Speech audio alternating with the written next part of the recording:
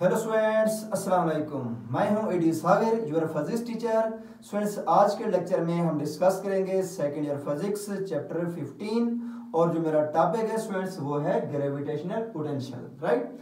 अब देखिए students, gravitational potential को समझने से पहले आपको पता होना चाहिए कि ग्रेविटेशनल पोटेंशियल एनर्जी क्या होती है। राइट। अब देखिए स्टूडेंट्स, मैं बेसिक फार्मूले से स्टार्ट करता हूं कि ग्रेविटेशनल पोटेंशियल एनर्जी बेसिक है क्या। अब देखिए स्टूडेंट्स, आपने 9th क्लास में भी पढ़ा हुआ है कि ग्रेविटेशनल पोटेंशियल एनर्जी क्या होती है। अब यहाँ पर सपोज मैं फार्मूला लिखता हूँ कि potential energy is equal to, या इसके साथ मैं ग्रेविटेशनल पोटेंशियल एनर्जी से लिख देता हूँ जी पी डॉट ई का मतलब है ग्रेविटेशनल पोटेंशियल एनर्जी। ये कितनी होती है? एम जी एच होती है। राइट। ये अपने बेसिक फार्मूला है ग्रेविटेशनल पोटेंशियल एनर्जी का, ये पढ़ा हुआ है आपने, एम जी एच। राइट। अब देखिए स्टूडेंट्स, ये फार्मूला वैलिड होता है near the surface of the अर्थ। जब डिस्टेंस स्मॉलर हो, ऑब्जेक्ट सरफेस ऑफ अर्थ पर हो या उसके नियर हो, तो ये फार्मूला वैलिड होता है। लेकिन जब ऑब्जेक्ट को हम डिस्प्लेस करते हैं, मूव कराते हैं away from the surface of the अर्थ, तो फिर ग्रेविटी क्या हो जाती है? वीक होती जाती है। जैसे हम अर्थ की सरफेस से ऑब्जेक्ट को अवे लेकर जाते हैं, ग्रेविटेशनल फोर्स क्या होती जाती है? वीक होती जाती है, जिसकी वजह से ये फार्मूला होल्ड नहीं कर पाता, इनवैलिड हो जाता है। तो फिर हम क्या करेंगे? फिर हम ग्रेविटेशनल पोटेंशियल एनर्जी को कैसे फाइंड आउट करेंगे? तो फिर हम लॉ ऑफ ग्रेविटेशन को यूज करके, ठीक है, लॉ ऑफ ग्रेविटेशन को यूज करके एक और फार्मूला ड्राइव करेंगे किसका? ग्रेविटेशनल पोटेंशियल एनर्जी का। फिर वो फार्मूला हमारे पास वैलिड होगा। अब देखें स्टूडेंट, जब हमारे पास ग्रेविटेशनल पोटेंशियल एनर्जी आ जाएगी तो ग्रेविटेशनल पोटेंशियल एनर्जी के बाद फिर मैं आपको बताऊंगा कि ग्रेविटेशनल पोटेंशियल क्या है। ठीक है, फिर आपको पता चल जाएगा कि जो टर्म यूज करते हैं हम, ग्रेविटेशनल पोटेंशियल एनर्जी और ग्रेविटेशनल पोटेंशियल, इन दोनों में क्या फर्क है। राइट। तो आइए स्टूडेंट्स, सबसे पहले स्टार्ट करते हैं डायग्राम की हेल्प से। अब देखिए स्टूडेंट्स, डायग्राम की हेल्प से यहां पर देखें कि ये आपके पास अर्थ है। अर्थ की मास क्या है? एम ई, और अर्थ का रेडियस क्या है? R E. अब देखिए एक ऑब्जेक्ट है जिसकी मास m है और वो सरफेस ऑफ द अर्थ पर पड़ा हुआ है, और इसका जो डिस्टेंस है या इसकी पोजीशन है वो सपोज मैं उस पॉइंट को कहता हूँ 0 पॉइंट कहता हूँ।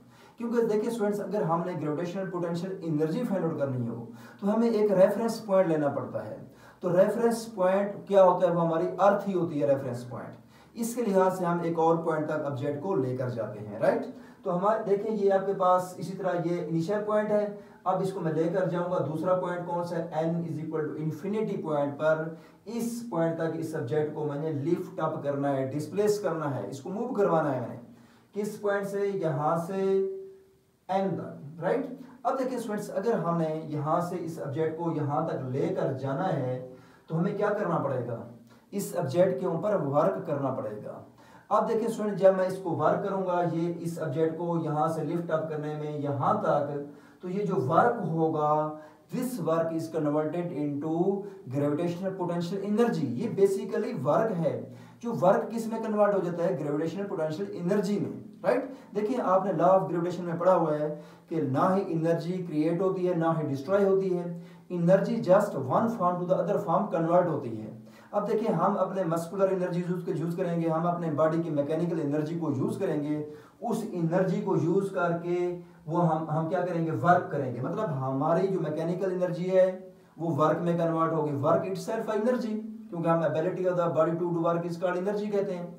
तो वर्क एनर्जी है, ये वर्क हाईएस्ट पॉइंट पर जाकर ग्रेविटेशनल पोटेंशियल एनर्जी में कन्वर्ट हो जाएगा। राइट।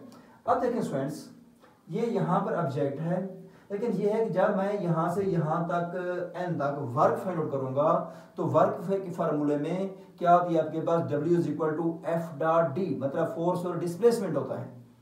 तो फोर्स यहां पर कौन सी है? ग्रेविटेशनल फोर्स है। और ये फोर्स कांस्टेंट फोर्स नहीं है, ये फोर्स क्या हो रही है? वेरी हो रही है। ग्रेविटेशनल फोर्स यहां पर जब इस सब्जेक्ट को यहां तक लेकर जाऊंगा, ये फोर्स वेरी हो रही है, चेंज हो रही है। ये फोर्स कांस्टेंट नहीं है, लेकिन हमने वर्क भी तो फाइंड आउट करना है। वर्क का फार्मूला क्या है? W is equal to F dot D. और ये फार्मूला वैलिड होता है जस्ट कांस्टेंट फोर्स के लिए। ठीक है। अब हमने वर्क भी फाइंड आउट करना है, यहां पर फोर्स भी कांस्टेंट नहीं है, तो फिर हम क्या करेंगे? इशू ये आ रहा है कि हमारे पास जो वर्क का फार्मूला है वो फार्मूला कांस्टेंट फोर्स के लिए वैलिड होता है। लेकिन यहाँ पर जब ऑब्जेक्ट को लिफ्ट अप करके लेकर यहाँ पर जाते हैं, ग्रेविटेशनल फोर्स कांस्टेंट नहीं है, वेरी हो रही है, राइट।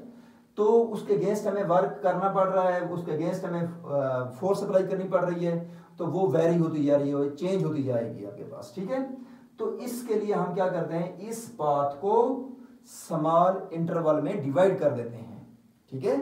इस पाथ को क्या करते हैं, स्मॉल इंटरवल में डिवाइड कर देते हैं, और ये इतने इंटरवल स्मॉलर होते हैं कि इन इंटरवल्स के अंदर फोर्स में जो चेंज आएगी वो बहुत स्मॉलर होगी, हम उसको नेग्लेक्ट कर देंगे, राइट। तो देखिए स्टूडेंट्स, आइए इनको स्टार्ट करते हैं। यहाँ पर हम कहते हैं कि यहाँ से बॉडी को लिफ्ट अप करते हैं 0 पोजीशन से 1 तक। अब देखिए स्टूडेंट्स, जब बॉडी कहाँ पर है, 0 पोजीशन पर है, तो इसका डिस्टेंस सेंटर ऑफ अर्थ तक रेडियस ऑफ अर्थ इक्वल है, ठीक है। जब object surface of the earth पर है तो इसका जो डिस्टेंस होगा सेंटर तक, that is equal to radius of the earth. इसके बाद इस ऑब्जेक्ट को जब पॉइंट 1 पे लेकर जाऊंगा, इसका डिस्टेंस क्या कहलाएगा, r1 से लेबल कर दी है। इसी तरह जब इस ऑब्जेक्ट को लिफ्ट अप करके जाऊंगा 2 पॉइंट तक, उसका डिस्टेंस r2। फिर इसके बाद 2 से 3, तो इसको मैंने r3 से लेबल किया। फिर इसी तरह सो ऑन चलते जाएंगे, n-2 तक जाएंगे तो इसका डिस्टेंस n-2, n-1 तक जाएंगे तो इसका डिस्टेंस n-1, फिर n तक जाते हैं तो इसका डिस्टेंस n होगा, राइट। तो इस तरह हमने क्या करना है, पहले वर्क फाइंड आउट करना है। अब देखिए स्टूडेंट्स, यहां पर मैं कहता हूं now to lift a body from 0 to 1। अब हम 0 पोजीशन से 1 तक बॉडी को लिफ्ट अप कर रहे हैं, राइट। अब यहां पर जो स्टूडेंट्स आपके पास वर्क होगा वो क्या होगा, W is equal to F dot, अब डॉट डिस्टेंस D लिखा हुआ है। अब यहां पर देखिए स्टूडेंट्स, इन दो इंटरवल्स, कोई भी दो इंटरवल ले, उनके बिटवीन का जो डिस्टेंस होगा वो डेल्टा R से रिप्रेजेंट करते हैं, जो कि एक्सप्लेनेशन में भी मैंने लिखा हुआ है। अब वो डिस्टेंस 0 से 1 भी डेल्टा, और यहां से भी 1 से 2 भी डेल्टा। डिस्टेंस स्मॉल इंटरवल का डिस्टेंस डेल्टा R है, that is very small distance, okay. अब देखिए स्टूडेंट्स, डिस्टेंस की जगह पर मैं D की जगह पर डेल्टा R लिख दूंगा। अब नेक्स्ट स्टेप में W is equal to F delta R dot की जगह पर क्या आ जाएगा, cos थीटा, और जो थीटा है स्टूडेंट्स यहाँ पर कितना है, 180 डिग्री, क्योंकि ग्रेविटेशनल फोर्स डाउनवर्ड ऐड कर रही है, आप डिस्टेंस अपवर्ड है, राइट। क्योंकि ये जो आपके पास बॉडी जा रहा है वो अपवर्ड जा रहा है, और जो ग्रेविटी है वो डाउनवर्ड है, तो एंगल कितना आएगा आपके पास, 180 डिग्री। तो थीटा की जगह पर स्टूडेंट्स आप 180 पुट करें, तो W is equal to F delta R cos 180 degree, और ये किसके इक्वल आएगा, माइनस F डेल्टा R बन जाएगा, ठीक है, क्योंकि cos 180 -1 होता है, माइनस F डेल्टा R आ जाएगा, राइट। अब देखें ये जो फोर्स है स्टूडेंट्स, अब जब बॉडी पॉइंट 0 से 1 तक जाता है तो फोर्स क्या होती है, चेंज होती है। तो अब हमें इन 0 और 1 के बिटवीन देखनी है फोर्स, तो इस फोर्स को स्टूडेंट्स मैं एवरेज फोर्स कहूंगा। तो यहां पर मैं एवरेज फोर्स लिख देता हूं, राइट।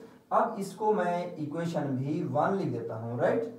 अब देखिए स्टूडेंट्स क्या करते हैं कि एवरेज फोर्स क्या है, by law of gravitation, by law of gravitation average force जो है मेरे पास कितनी है, G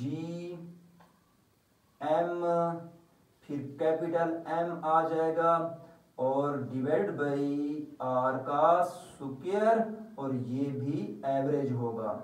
ये फोर्स भी एवरेज है, और ये डिस्टेंस जो है R का स्क्वायर, ये भी एवरेज होगा। ये लॉ ऑफ ग्रेविटेशन अप्लाई किया यहाँ पर मैंने, राइट। किसको निकालने के लिए, फोर्स एवरेज निकालने के लिए। अब देखिए स्टूडेंट्स, मैंने बेसिकली क्या करना है, फोर्स F निकालना है, F की वैल्यू लेनी है, इसमें पुट करनी है, और डेल्टा R की निकालकर दोनों की वैल्यू, F एवरेज की और डेल्टा R की, दोनों की वैल्यू इस इक्वेशन 1 में पुट करनी है। पहले देखते हैं कि एवरेज फोर्स क्या है, ये, फिर इसमें R का स्क्वायर क्या है उसको पुट कर देते हैं, क्योंकि यहाँ पर देखें स्टूडेंट्स R डिस्टेंस है, ये भी तो एवरेज होगा ना, क्योंकि फोर्स एवरेज है। तो इसके लिए मैं क्या करता हूँ, देखें students, R is equal to, मैं लिखता हूं एवरेज क्या होगा हमारे पास, देखें यहां पर जब बॉडी था 0 पोजीशन पर, इसका डिस्टेंस कितना था आर ई, और जब 1 पे जाता है उसका डिस्टेंस R1 है, तो इनकी मैं एवरेज लेता हूं RE प्लस R1 और डिवाइडेड बाई क्या करता हूं 2,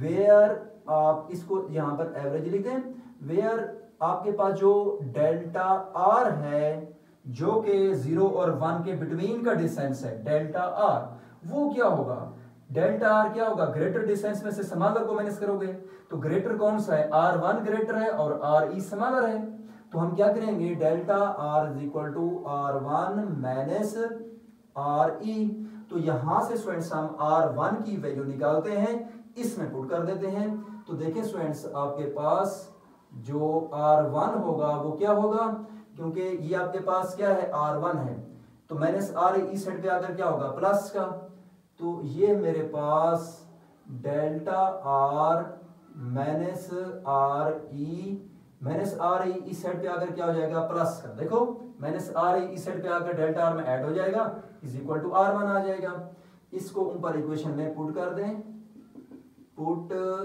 इन equation in above equation, put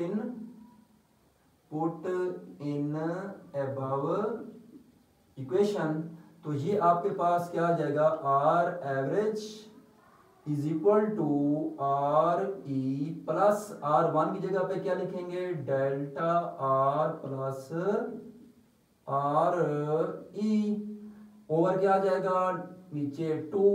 अब यहां पर देखें स्टूडेंट्स आपके पास क्या आ रहा है, यहां पर ये डेल्टा RE और RE कितना हो जाएगा 2RE आ जाएगा, देखो 2RE आ जाएगा प्लस डेल्टा R आ जाएगा, राइट। देखें RE plus RE 2RE plus delta R। अब देखें डिवाइड 2 हो रहा है, 2 को मैं सेपरेट डिवाइड कर देता हूं, इस पर भी इस पर भी, राइट। अब देखें स्टूडेंट्स नेक्स्ट है में R इज इक्वल टू ये R 2 के साथ कैंसिल हो जाएगा, तो RE plus delta R over 2 हो जाएगा, ये साथ एवरेज लिख दें, taking square on both sides, taking square on both sides, तो स्क्वायर लें अगर स्टूडेंट्स तो R का square average is equal to RE plus delta R over 2 इसका होल स्क्वायर यूं आ जाएगा। नेक्स्ट टाइम में इसको अगर ओपन करते हैं तो ये मेरे पास कितना आ जाता है, इसको ओपन यहां पर कर लेते हैं, देखें RE का ये फार्मूला बन जाता है स्टूडेंट्स, यहां पर आपके पास A प्लस B का होल स्क्वायर का फार्मूला, तो A प्लस B का होल स्क्वायर क्या होता है, A का स्क्वायर प्लस B का स्क्वायर प्लस 2AB, ठीक है। अब इसको ओपन करते हैं, देखें R का स्क्वायर प्लस A का स्क्वायर आ गया प्लस B का स्क्वायर कितना आ जाएगा डेल्टा R का स्क्वायर, नीचे क्या हो जाएगा 4, ठीक है, इसका 4 आ जाएगा, प्लस क्या होता है 2AB और A की जगह पर क्या आ जाएगा RE और B की जगह पर क्या आ जाएगा डेल्टा R ओवर 2। अब देखिए स्टूडेंट्स यहां पर नेक्स्ट टाइम में आपके पास क्या आ जाएगा RE इसका स्क्वायर। अब देखिए स्टूडेंट्स यहां पर डेल्टा ये 2 के साथ क्या हो जाएगा कैंसल आउट, और इस वाली टर्म को आपने नेग्लेक्ट कर देना है, ये स्मॉल टर्म है इसको आपने नेग्लेक्ट कर देना है डेल्टा R स्क्वायर ओवर 4 को, तो बाकी आपके पास क्या बचेगा, आपके पास बचेगा RE डेल्टा R, तो प्लस आपके पास RE इंटू डेल्टा R आ जाएगा। अब नेक्स्ट टाइम में स्टूडेंट्स R का square average is equal to RE का स्क्वायर प्लस RE इंटू ये डेल्टा R की वैल्यू पुट कर देंगे, और डेल्टा R यहां पर देखिए स्टूडेंट्स किसके इक्वल है R1 माइनस RE, तो यहां पर लिखता हूं R1 माइनस RE। अब देखें स्टूडेंट नेक्स्ट टाइम में क्या होगा R का square average is equal to RE का स्क्वायर प्लस RE को मल्टीपल करें RE R1 माइनस RE का स्क्वायर, राइट। अब देखिए स्टूडेंट्स ये आपस में एक दूसरे के साथ क्या हो जाएंगे कैंसिल आउट हो जाएंगे, इसके बाद आपके पास जो आर स्क्वायर एवरेज है ये क्या बचेगा, आर स्क्वायर एवरेज ये बन जाएगा आपके पास आर ई और R one, right, R E और आर वन ये आ जाएगा। ये आर का स्क्वायर आ गया। इसको स्टूडेंट्स आप क्या करेंगे, इसको आपने ये करना है, इसको इक्वेशन आप 2 कह दें, इस 2 इक्वेशन में पुट करना है आर स्क्वायर की जगह पर, राइट। तो इसको आपने लिखना है पुट इन इक्वेशन 2। अब देखें स्टूडेंट्स आपके पास फोर्स क्या बन जाएगी, F average is equal to G, साथ क्या है small M capital M over R का स्क्वायर एवरेज कितना है आर ई और साथ आर वन, राइट। देखो आर स्क्वायर एवरेज था, यहां पर मैं पुट कर रहा हूं आर स्क्वायर की जगह पर, और आर स्क्वायर किसके इक्वल आया है आर ई आर वन के, तो वैल्यू पुट कर दी। अब स्टूडेंट्स ये आपके पास एवरेज फोर्स आ गई, राइट। एवरेज फोर्स को हमने कहां पुट करना है, इक्वेशन नंबर 1 में, क्योंकि हमने वर्क फाइंड आउट किया है 1 वर्क, इसको आप 1 लिख दें क्योंकि ये वर्क 0 से 1 तक हुआ है, राइट। अब देखें स्टूडेंट्स इसको मैं लिखता हूं पुट इन इक्वेशन 1। अब देखें स्टूडेंट्स इक्वेशन 1 है क्या, इक्वेशन 1 है हमारे पास W1 इज इक्वल टू क्या है आपके पास F average minus F average, ये पहले मैं माइनस का सिंबल लिखूंगा। अब एवरेज फोर्स है और एवरेज फोर्स मैंने फाइंड आउट कर लिए, ये पुट कर दूंगा यहां पर, तो ये मेरे पास आ जाएगी G M capital M over R E और साथ आर वन, राइट। अब देखिए स्टूडेंट्स नेक्स्ट क्या होगा, क्योंकि साथ क्या है डेल्टा आर है, और डेल्टा आर के बारे में पता है हमें R one minus R E है, तो इसको मैं लिखता हूं R one minus R E.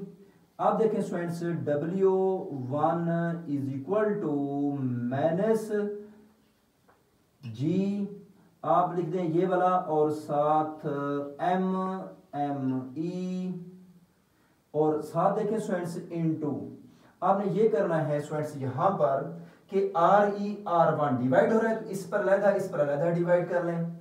अब देखें स्टूडेंट जब आर ई आर वन को मैं आर वन पे डिवाइड करूंगा तो आर वन के साथ कैंसिल होगा, तो ये मेरे पास बचेगा 1 ओवर आर ई, फिर है माइनस, ये वाला माइनस आ गया। जब आर ई पर R E R one divide करूंगा तो आर ई और कैपिटल आर ई कैंसिल हो जाएंगे, तो 1 ओवर स्मॉल आर वन आ जाएगा, राइट। ये मेरे पास स्टूडेंट्स क्या आ गया, वर्क आ गया W1, जो कि किया है हमने बॉडी के ऊपर, इसको लिफ्ट अप करने में कहां से 0 से 1 पोजीशन तक, राइट। अब सिमिलरली स्टूडेंट्स नेक्स्ट क्या होगा आपके पास work W2 same to same इसी तरह होगा, वो क्या होगा 1 से 2 तक होगा, तो उसको मैं कैसे लिखूंगा, ठीक है।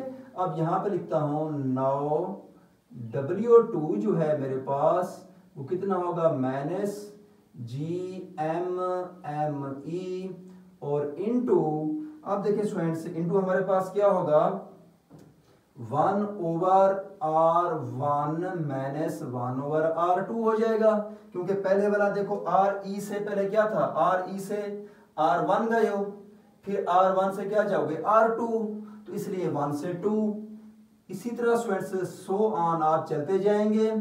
W2 आ गया, W3 भी इसी तरह आपके पास आ जाएगा।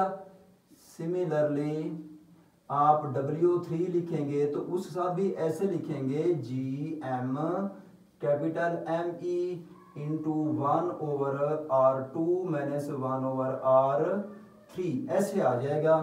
अब सो ऑन स्टूडेंट्स आप करते जाएंगे W, अब आपके पास n माइनस 1 आ जाएगा, तो ये आपके पास minus G M capital M E into 1 over R, देखें ये आपके पास n माइनस 2 से n माइनस 1, फिर n माइनस 1 से n तक जाएंगे, तो n माइनस 2 फिर minus 1 over R n minus 1, right. अब देखिए स्टूडेंट्स नेक्स्ट आपके पास W n, अब देखिए स्टूडेंट्स पहले n माइनस 2 से n -1 तक है, फिर n-1 से n तक चले जाएंगे। तो ये मेरे पास बन जाएगा -GMME और इंटू 1/r n-1 से लेकर 1/rn तक, राइट। अब देखिए स्टूडेंट्स, ये n तक वर्क हो गया। अब ये डिफरेंट इंटरवल में 0 से 1, फिर 1 से 2, फिर 2 से 3 एंड सो ऑन, n-2, फिर n-2 से n-1, फिर n-1 से n तक, ये जितने भी वर्क हैं इनको सबको ऐड करेंगे तो ये हमारे पास आएगा टोटल वर्क। अब जो है स्टूडेंट्स हम क्या करते हैं, टोटल वर्क फाइंड आउट करते हैं। टोटल वर्क हमारे पास कैसा आएगा, हम टोटल वर्क फाइंड आउट करते हैं WT is equal to W1 plus W2 plus so on WN, right. हमने टोटल वर्क करना है, इन सब वर्क को ऐड कर देना है। तो देखिए स्टूडेंट्स, जो टोटल वर्क है WT is equal to W1 की वैल्यू थी -GM capital ME into 1/RE -1/R1। इसके बाद है स्टूडेंट्स W2, और जो कि यहाँ पर है हमारे पास -GMME into 1/R1 -1/R2, right. अब जो है students next plus so on करेंगे -GM capital M into 1/R। अब देखिए 1/R आपके पास क्या है, n-1 है, तो इसके साथ n-1 -1/Rn आ जाएगा, राइट। अब जो है स्टूडेंट्स क्या करते हैं, हम इन सब वर्क को W1 W2 and so on WN सबको ऐड कर दिया। जब इन सब को ऐड कर दिया स्टूडेंट्स, तो फिर आप देखें इन सब में से कॉमन क्या है, -GMME कॉमन है। तो हम नेक्स्ट स्टेप में क्या करेंगे, WT is equal to -GMME into 1/, आपके पास अब देखें नेक्स्ट दोनों सब, अब देखिए स्टूडेंट्स सब में से जब कॉमन आ गया है -GMME, तो इसके बाद जो बाकी डिस्टेंस बच गया है, तो हम उसके लिए क्या करेंगे, आपने ये करना है सबसे पहला जो डिस्टेंस है और आखिरी है उनको लिखना है आपने। बाकी सारे डिस्टेंस इसके अंदर आ जाएंगे, बाकी सारे इंटरवल्स का डिस्टेंस जो उनके बिटवीन आएगा। तो इसलिए आप स्टार्टिंग वाला 1/R कैपिटल RE माइनस और लास्ट वाला 1/Rn है, तो वो लिख देना है आपने। क्लियर। सबसे पहले आपने -GMM कॉमन ले लेना है, इसके बाद आपने क्या करना है, फर्स्ट और लास्ट डिस्टेंस लिख देना है आपने। इसके बाद देखें स्टूडेंट, जो Rn था, जैसा कि डायग्राम में आपने देखा था कि Rn इन्फिनिटी पॉइंट पर है, तो इसको मैं क्या लिखूंगा, एट इन्फिनिटी, और ये Rn किस इक्वल है, 0 के इक्वल है। तो यहाँ पर मेरे पास WT is equal to -GMME into 1/RE और -1/इन्फिनिटी, और 1/इन्फिनिटी किस इक्वल है, 0 के इक्वल। तो मेरे पास टोटल वर्क जो है -GM कैपिटल M ओवर क्या बच जाएगा, 1/इन्फिनिटी 0 के इक्वल। तो ये मेरे पास रिजल्ट आ जाएगा, ठीक है।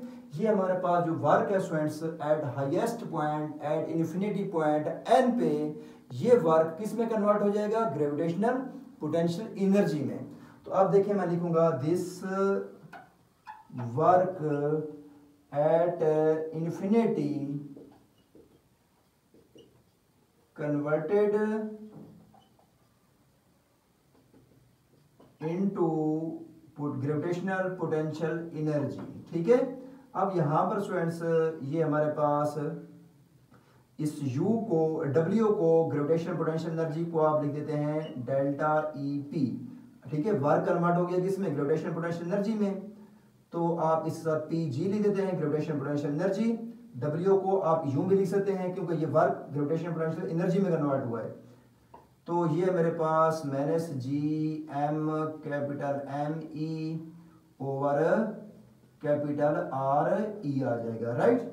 अब देखिए स्टूडेंट्स, इस साइड को मैंने रेज कर दिया क्योंकि जगह कम थी, स्पेस कम थी, इस वजह से रेज कर दिया। अब इसके बाद जो है नेक्स्ट मैं यहाँ पर इसको लिखूंगा। अब देखिए स्टूडेंट्स, यहाँ पर आप देखें कि जब object at the surface of earth हो, अगर देखें एट द अर्थ हो तो फिर हमारे पास ग्रेविटेशनल पोटेंशियल एनर्जी ये होगी।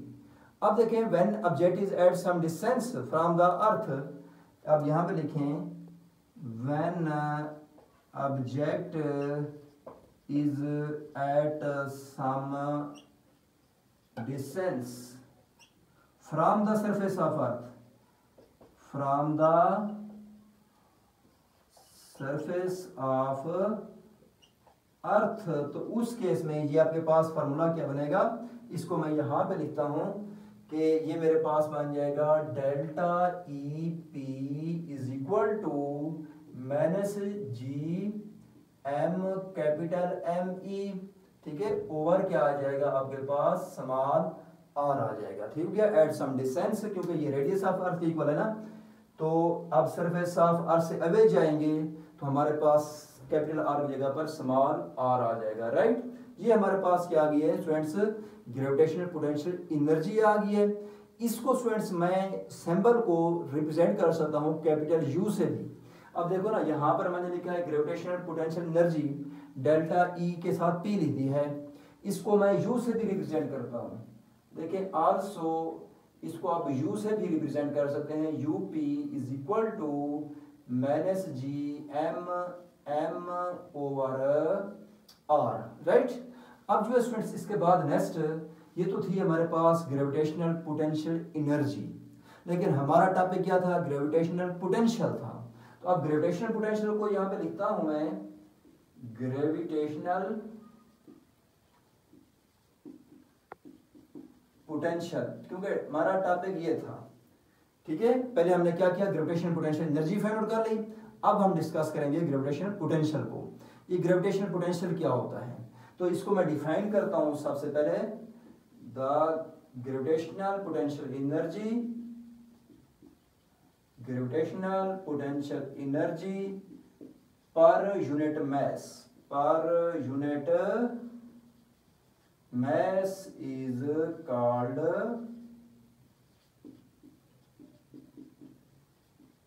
gravitational potential, okay। अब gravitational potential Vp is equal to UP, gravitational potential energy per unit mass. अब next Vp is equal to, अब ग्रेविटेशनल पोटेंशियल एनर्जी क्या है आपके पास, वो लिखेंगे minus G M capital M over क्या है स्मॉल आर है, डिवाइड बाई स्मॉल एम। अब नेक्स्ट है में Vp is equal to minus G M M E over R. Division को आप मल्टीप्लिकेशन में कन्वर्ट करेंगे, 1 ओवर m हो जाएगा, m के साथ m कैंसल आउट हो जाएगा। तो आपके पास Vp is equal to G M E over R आ जाता है, राइट। अब ये आपके पास फ्रेंड्स क्या आ गई है, ग्रेविटेशनल पोटेंशियल आ गई है। ग्रेविटेशनल पोटेंशियल का फार्मूला आ गया है, राइट। किसके इक्वल है, Vp इज इक्वल टू, ये साथ माइनस भी था, minus G M E over R. Clear हो गया। अब जो है स्टूडेंट्स, अगर हमने क्या करनी हो, ग्रेविटेशनल पोटेंशियल को फाइंड आउट करना हो at the surface of the अर्थ, तो फिर क्या करेंगे, देखें यहां पर मैं लिखता हूं calculation of gravitational potential, gravitational potential at the surface of earth. अगर अर्थ की सरफेस पर फाइंड आउट करना चाहते हैं तो gravitational potential Vp is equal to minus G M E. Earth की सरफेस पर होगा तो R की जगह पर हमने क्या लिखा, देखें कैपिटल R था आपके पास, देखें वहां पर आपके पास कैपिटल R जैसे लिखा था, और ऑन द सरफेस ऑफ जब अर्थ होगा तो small r capital R E के इक्वल आ जाएगा। तो इस जगह पर हम कैपिटल R E लिख देंगे, इसमें वैल्यू पुट कर देते हैं। Vp इज इक्वल टू, जी की वैल्यू है 6.673 10 की power minus 11 multiple mass of earth है तो वो ये है, इसके बाद रेडियस ऑफ अर्थ 6.4 10 की पावर 6, राइट।